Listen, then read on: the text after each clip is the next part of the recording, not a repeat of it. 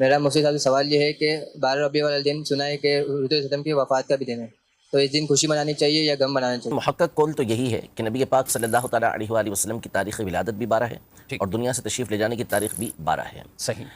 ہمیں اس بات کا حکم نبی پاک صلی اللہ علیہ وسلم کی شریعت کے اندر ہے کہ ہم نے جس کا انتقال ہوا اس کے لیے 3 دن سے زیادہ سوگ نہیں منانا۔ نبی پاک صلی اللہ علیہ وسلم کی واضح اور صحیح حدیث مبارکہ موجود ہے، صرف اس عورت کے لیے 4 مہینے 10 دن عدت کا حکم دیا، سوگ کا حکم دیا جس کے شوہر کا انتقال ہوا ہو۔ اس کی بھی جو لمٹ ہے وہ اگر حاملہ نہیں ہے تو 4 مہینے 10 دن پر پوری ہو جاتی ہے، اس سے زیادہ سوگ منانے کی، غم منانے کی کسی کو اجازت نہیں ہے۔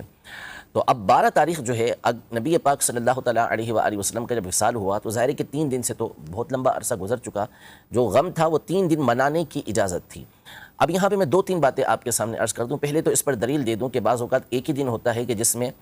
خوشی بھی حاصل ہوئی ہوتی ہے اور غم بھی حاصل ہوا ہوتا ہے، یعنی ولادت بھی ہوتی ہے اور دنیا سے جانا بھی ہوتا ہے، اس کے باوجود ہمارے لیے وہ دن عید کا دن ہوتا ہے۔ اس کی سب سے بڑی مثال جمعہ کا دن ہے کہ جمعہ کا دن مومنوں کے لیے عید کا دن قرار دیا گیا اور سید الایام قرار دیا گیا، اور اس کی جو مختلف وجوہات بیان کی گئیں حدیث مبارکہ میں نبی پاک صلی اللہ علیہ وسلم نے حضرت آدم علی نبینا و علیہ السلام کے لیے ارشاد فرمایا کہ فیہ خلق آدم، اسی میں حضرت آدم علیہ السلام کی ولادت ہوئی، وفیہ مات، اور اسی میں حضرت آدم علیہ السلام دنیا سے تشریف لے کر گئے۔ تو دونوں ایک ہی دن ہوا، یعنی جمعہ کا دن تھا اسی دن ولادت ہوئی، جمعہ کا دن تھا اسی دن دنیا سے پردہ فرمایا، لیکن اس کے باوجود ہمارے لیے جمعے کا دن عید کا دن قرار دیا گیا۔ حالانکہ ہمارے جد امجد کی، ہمارے والد کی ظاہر ہے کہ اس دن وفات ہے، لیکن اس کا ہمیں حکم نہیں دیا گیا کہ ہم اس کا غم منائیں۔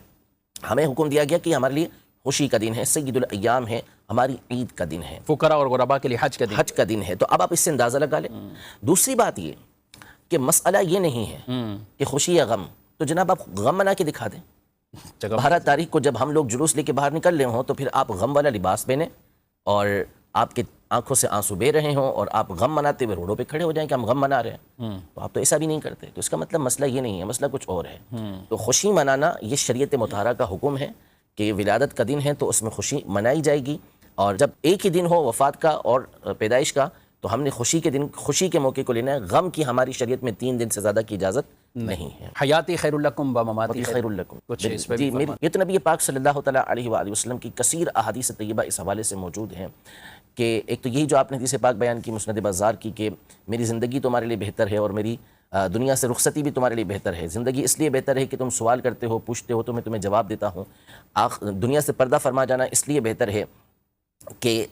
تمہارے اعمال مجھ پر پیش کیے جائیں گے، تو جب تمہارے اعمال پیش ہوں گے اچھے ہوں گے تو میں خوش ہوں گا، اور جس کے اندر برائی ہوگی تو اس کے لیے میں اللہ کی بارگاہ میں استغفار کروں گا۔ یہ حدیث پاک کا خلاصہ ہے۔ دوسرا صحیح مسلم شریف کی حدیث مبارکہ ہے کہ نبی پاک صلی اللہ علیہ وسلم نے ارشاد فرمایا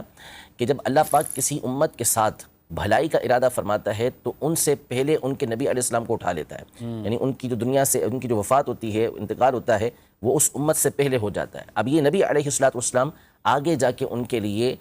ذخیرہ بنتے ہیں اور ان کے لیے راحت کا سامان کرتے ہیں۔ اور جب اللہ پاک کسی نبی علیہ السلام کو امت کے بعد اٹھاتا ہے، یعنی ان کی امت کو پہلے عذاب دیتا ہے، تو عذاب دے جب اللہ پاک کسی قوم کے ساتھ عذاب دینے کا ارادہ کرتا ہے تو اس نبی علیہ السلام کے سامنے اس کی قوم کو عذاب دیتا ہے تاکہ اس کے ذریعے ان کی آنکھیں ٹھنڈی ہوں۔ تو نبی پاک صلی اللہ علیہ وسلم امتوں میں ایسے ہوئے ہیں، واقعات ہوئے ہیں کثرت کے ساتھ ہیں ایسے۔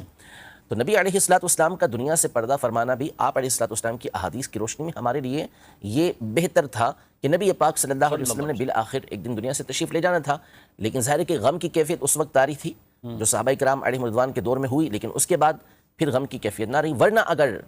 اس بات کو لیا جائے